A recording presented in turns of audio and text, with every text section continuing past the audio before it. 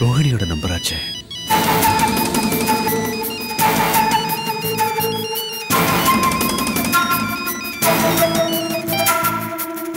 Hello, நான் ரோஹிணியோட அம்மா பேசுறேன். என்னங்க இந்த நேரத்துல? அதுவும் நீங்க? ரோஹிணிக்கு வலி வந்துருச்சு, ரொம்ப துடிக்கிறா. டாக்டர் சொன்ன தேதி இன்னும் வரலையே. அதான் எனக்கு ஒண்ணுமே புரியல. நீங்க உடனே வாங்க, எனக்கு ரொம்ப பயமா இருக்கு. சரி சரி.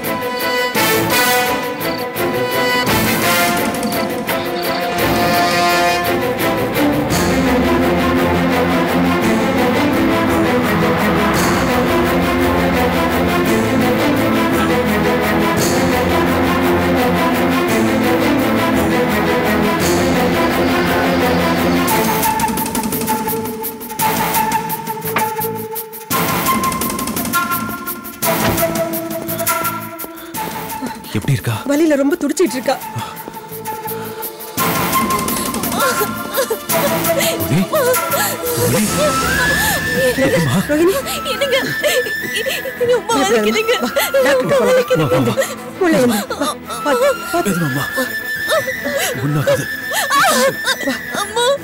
ரொம்ப பயமா இருக்கு. பயமா இருக்குமா? கிட்ட போனா எல்லாம் சரி போயிடும். ரொம்ப வலிக்குது, பயமா இருக்குங்க. பயப்படாத ரோஹிணி, ஹாஸ்பிடல் போயிடலாம் ப்ளீஸ். பயப்படாதம்மா, எல்லாம் நல்லபடி ஆகும். பொறுத்துக்க. ஒண்ணு இல்ல, ஒண்ணு இல்ல. வா, செருப்பு போட்டுக்க. ஒண்ணு ஆகாதம்மா, தெரிவாரு. பார்த்து.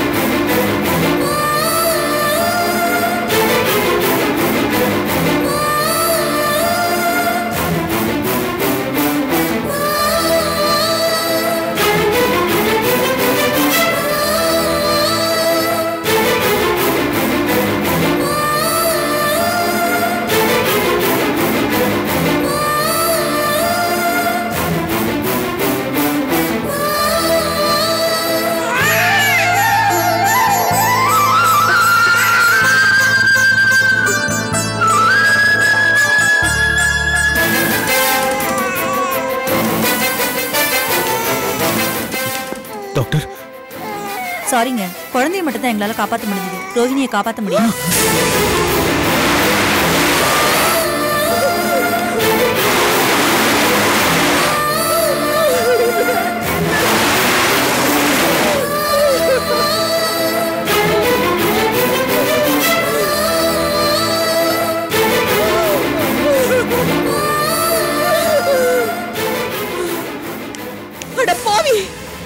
எல்லாம் உன்னாலதான். ஏன் இப்படி செஞ்ச? நாங்க உனக்கு என்ன கெடுதல் பண்ணினோம்? நான் இருந்தோம், என் பொண்ணு அனாதையா இருந்தா, இப்போ என் பொண்ணோட குழந்தைய அனாதையாக்கிட்டியே. ஏண்டா இப்படி பண்ண? ஏன் என் பொண்ண கொன்ன? என்ன? நானா கொன்ன? நீதான் கொன்ன. நீ கொல்லாம நானா கொன்ன? அட பாவி, அவ கழுத்துல ஒரு தாலியை கட்ட மாட்டேன்னு சொன்னியே. தாலி இல்லாம தாயாக போறோமேன்னு அவ துடிச்சா. நம்ம குழந்தைக்கு இந்த உலகத்துல ஒரு அந்தஸ்து கிடைக்குமான்னு அவ வேதனைப்பட்டா. இத சொல்லி சொல்லி அவ சாந்திக்கிட்ட அழுதுருக்கா.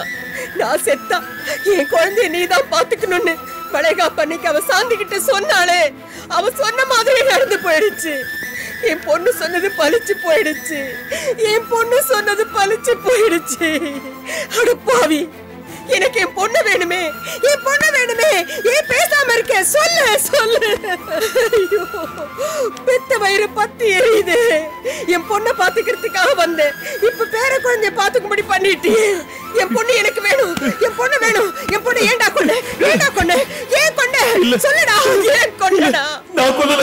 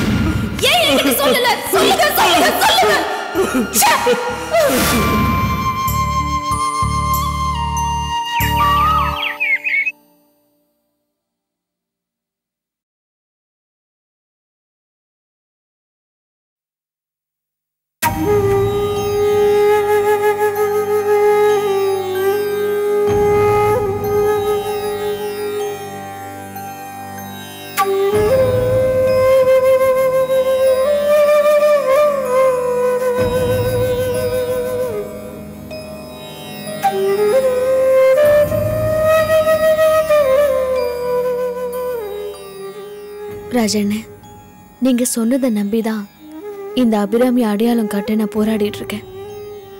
ஆனா நான் தோத்து போயிடுவேணும்னு பயமா இருக்கு. நீங்க தான் எனக்கு பக்க பலமா இருக்கணும்.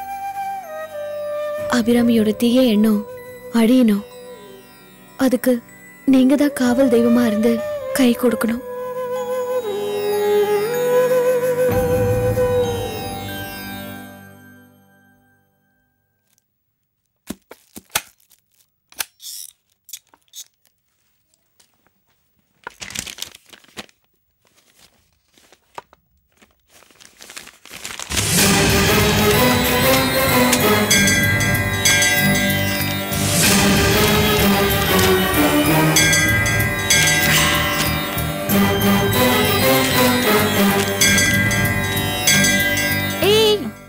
என்னது? ஏதோ பழைய டைரிமா. இங்கூட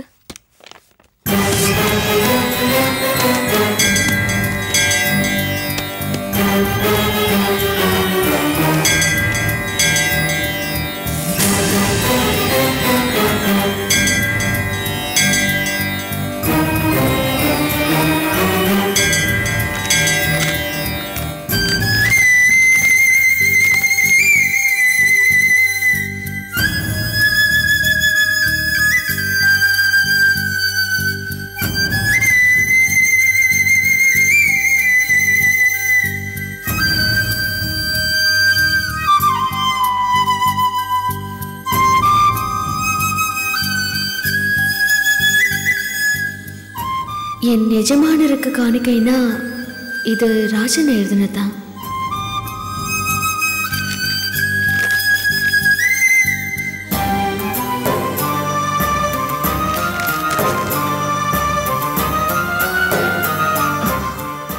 என்ன இது உருது மாதிரி இருக்க? என்ன எழுதியிருக்கோம்? எல்லாமே உருதுல எழுதியிருக்கேன். உருதுல எழுதியிருக்குன்னா கண்டிப்பா அபிராமி பத்தின ரகசியமா இருக்கும்.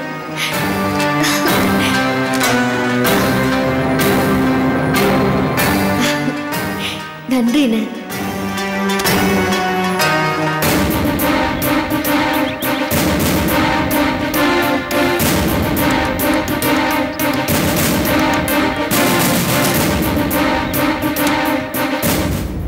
முதலாளிக்கு காணிக்கேன்னு மாமாவுக்கு ஏதோ எழுதியிருக்காரு. திடீர்னு மற்றவங்க பார்த்துட்டாலோ தெரிஞ்சிடக்கூடாதுன்னு உருது மொழியில எழுதியிருக்காரு. கண்டிப்பாக இதில் ஏதோ ஒரு முக்கியமான ரகசியம் தான் அவர் எழுதியிருக்காரு. ராஜுன்னு முஸ்லீம்ங்கிறதால ஒருவேளை அவரே கூட உருதுல இதில் எழுதியிருக்கலாம்ல. என்ன இருந்தாலும் ஹாஸ்பிட்டலில் உங்ககிட்ட அவரால் கொஞ்சம் தானே சொல்ல முடிஞ்சுது. ஆமாம், அந்த நேரத்தில் அவர் அவ்வளோ பேசினதே அதிகம். கடைசியா ஏதோ சொல்ல முயற்சி பண்ணாரு, ஆனா முடியல. ஒருவேளை இந்த டைரியில் அது இருக்குமோ? அக்கா, எனக்கு தெரிஞ்ச ஒரு பெரியவர் இருக்கார். அவருக்கு உருது நல்லா தெரியும். அவர்கிட்ட இந்த புக்கை காமிச்சு இதில் என்ன எழுதியிருக்குங்கிற முழு விவரத்தையும் நான் தெரிஞ்சுக்கிறேன். நீங்கள் தைரியமாக போயிட்டு வாங்க.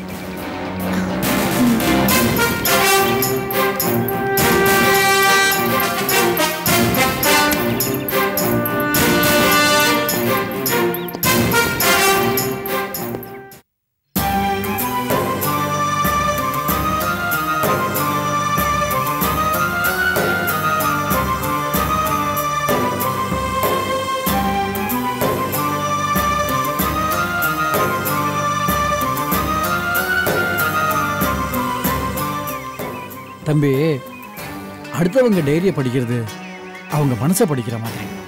அது ரொம்ப அநாகரிகமான விஷயம். நீங்கள் நல்ல நோக்கத்துக்காகன்னு சொல்கிறீங்க. சரி கொடுங்க, படித்து காமிக்கிறேன்.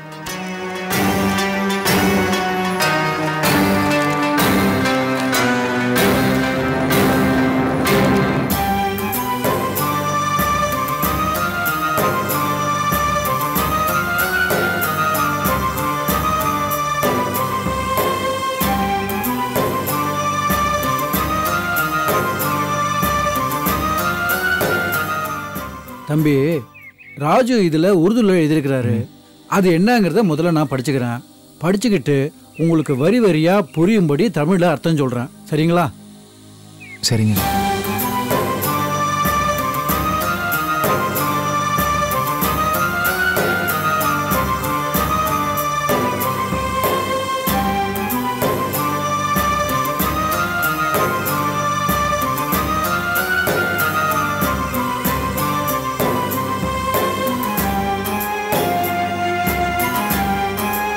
தம்பி, இது என்ன விஷயம்னு புரிஞ்சு போச்சு. இதில் என்ன எழுதியிருக்குதோ அதை அப்படியே தமிழில் படித்து காட்டுறேன், கேட்டுக்குங்க. சரிங்க. நான் ராஜு எழுதுகிறேன். மனசாட்சிக்கு விரோதம் இல்லாமல் நல்ல மனநிலையோட ஆண்டவன் பேரில் சத்தியம் பண்ணி எழுதுகிறேன். என்னை வாழ வச்ச என் முதலாளிக்கு நான் என்றைக்கும் கடமைப்பட்டவன். அவர் முன்னாடி நிற்கிறதுக்கு எனக்கு பயம். அதனால் அவர்கிட்ட நேராக சொல்ல வேண்டியதை இதில் எழுதியிருக்கேன். என் முதலாளிக்கு மட்டும்தான் இது தெரியணும். என் முதலாளி தான் மருமக பேரில் அளவுக்கு அதிகமாக நம்பிக்கை வச்சிருக்கிறாரு. ஆனால் அந்த அம்மா நல்ல எண்ணத்தோட இந்த குடும்பத்துக்கு மருமகளாக வரல. நான் என்ன சொன்னாலும் என் முதலாளி மூத்த மருமகளை தான் நம்புவார். இதை நான் யார்கிட்ட சொல்கிறதுன்னே தெரியல. இந்த உண்மையை நான் உயிரோடு இருக்கிறதுக்குள்ள என் முதலாளிகிட்ட சொல்ல அந்த ஆண்டவன் தான் தெம்ப கொடுக்கணும். ஒருவேளை நான் இந்த உண்மையை சொல்லாமலேயே உயிரை விட்டுட்டேன்னா உண்மையும் என் கூட சேர்ந்து உயிரை விட்டுரும். அபிராமி ஒரு நச்சு பாம்பு. இது ஐயாவுக்கு தெரியணும். அதனால தான் இதை உங்களுக்கு எழுதுறேன். அபிராமி எந்த நோக்கத்தோட வீட்டுக்கு வந்தாங்கிறது ஜம்புவோட ஃப்ரெண்டு மூர்த்தி சொல்லி தான் இது எனக்கு தெரியும். அபிராமிக்கு கல்யாணமாகி சில வருஷத்துக்கு அப்புறம் எப்பவும் போல நான் மார்க்கெட்டுக்கு போயிட்டு வரும்போது எதேச்சியா மூர்த்தியை பார்த்தேன்.